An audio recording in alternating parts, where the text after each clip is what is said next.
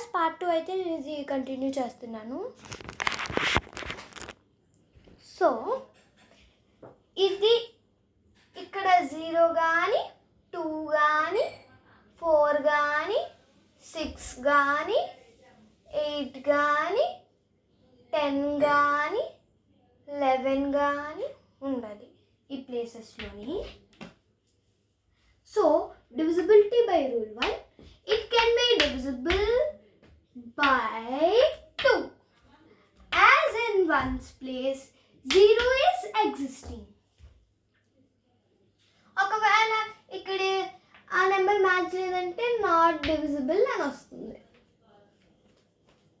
Divisible by 3. First ఇది add చేసుకోవాలి.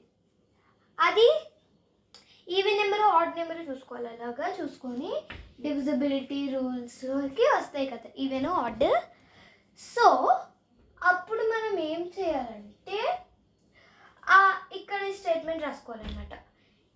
ఈ 5 ఈజ్ నాట్ డివిజిబుల్ బై 3. ఒక్క సమ్ రాంగ్ వచ్చిందంటే డివిజిబిలిటీ రూల్స్లో అంతా రాంగే. వినండి. అండ్ ఇది వచ్చింది 140 ఈజ్ నాట్ డివిజిబుల్ బై 3 వచ్చింది. By 5 it can be divisible by 5. ఈ 5 టేబుల్లోని వన్స్ ప్లేస్లో చెక్ చేసుకోవాలన్నమాట. వన్స్ ప్లేస్లో 0 కానీ 5 కానీ ఉంటుంది మనకి.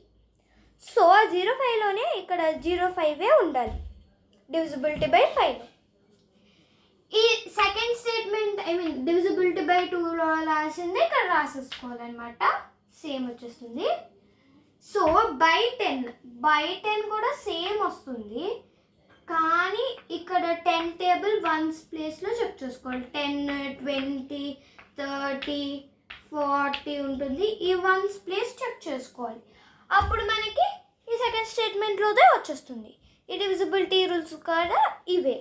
చాలా ఈజీగా ఉంటుంది అనమాట. ఈ వీడియో మీకు నచ్చినట్టయితే లైక్ చేయండి, షేర్ చేయండి, కమెంట్ చేయండి.